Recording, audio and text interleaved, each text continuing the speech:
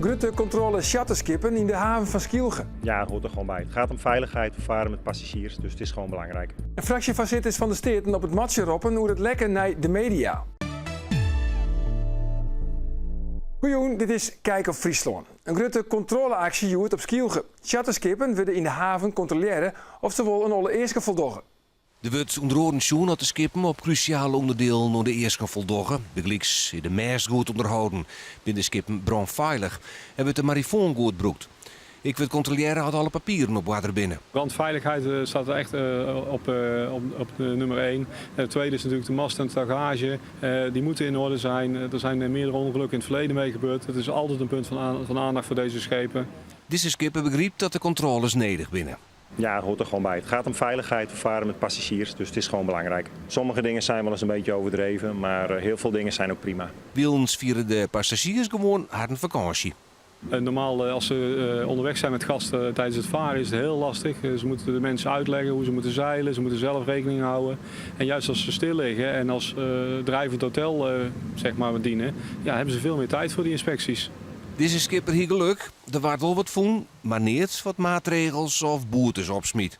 Commissaris van de Koning Arno Brok had joerd naar ouderin van de stedengeerkomsten alle fractievoorzitters op het matje roppen hoe het lekken naar de media uit het nieuwe bestuursakkoord. Dat bestuursakkoord werd juist een beetje presenteren in Heeg. Alhoewel er ontiteert een embargo op het stik stien verschillende onderdelen uit het akkoord al wijdwijdig in de media. Brok had de fractievoorzitters meedeeld dat lekken uit een vertrouwelijk stik net past in het provinciehuis. Voor het eerst in 20 jaar komt de naam Mid-Friesland op de Noordelijke beker te staan. De kwartballers uit Grauw en Reduzum wisten verrassend favoriet LDODK te verslaan in de finale. Mid-Friesland stiert van begin af aan voor en profiteert optimaal van het minder schotpercentage van LDODK.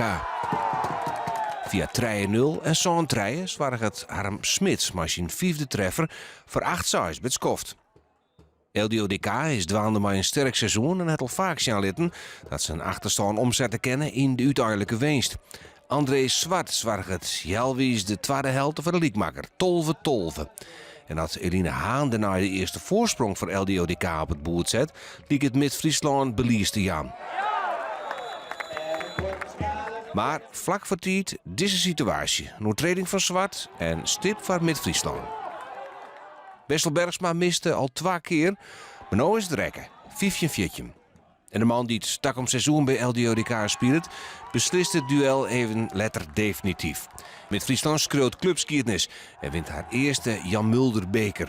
De goals voelde ik op het juiste moment. Kregen we niet zijn onjakken, konden wij een goal maken. En als je dat het zelfs LDO heel moeilijk maken kiest. En nou ja, in het einde dan was een beetje fortuin hebben natuurlijk, maar dan sleept ze hem op binnen.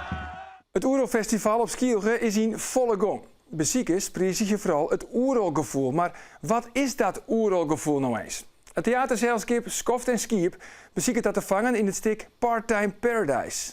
Het lijkt gewoon een camping op Skielge, maar op deze camping zitten de beziekers op een tribune en staan de theaterspelers in het veld. Nou, wat ons heel erg opviel, we zijn ook met opzet vorig jaar echt gaan kamperen op Oerol om te gaan kijken, om inspiratie op te doen. En het viel ons heel erg op dat mensen heel erg naar elkaar kijken. Dus eigenlijk is een camping een plek waar je heel erg bekeken voelt en ook heel erg naar de ander kijkt, omdat je tussen totaal nieuwe mensen staat. En het leek ons heel erg mooi om een installatie te maken waarvanuit je vanaf hoogte als een soort vanuit vogelperspectief kunt kijken. En echt een voyeur bent van alle mensen die op die camping staan. En juist dat perspectief houdt een vervreemdend gevoel voor de taskoger. Het idee was om de camping te gebruiken en de mini-samenleving die mensen met elkaar maken op een camping. Om iets te gaan vertellen, om te laten zien eigenlijk hoe dat tot stand komt. Hoe mensen omgaan met beperkte privacy en hoe dat ook een rol speelt op Oerol. En de hele dag bezig zijn met contact leggen met anderen. Ben we daar on het waar met Piet Paulusma. Joen nog kans op een of tonger bij, maar aan de andere kant, het wordt ik gauw droeg. En vannacht op zijn heekste buiken, temperaturen 15 graden en de west-zuidwestenwind zwak of matig. Morgen, ik op zijn heekste buiken, zinnen, bewolking, staan 20 graden, de wind matig en die komt uit west-zuidwestwaai in het watergebied in Vlagen de Kref 5. En dat zou hier Kijk op Friesland. Vanavond nog een hele gezellige jong. Dag.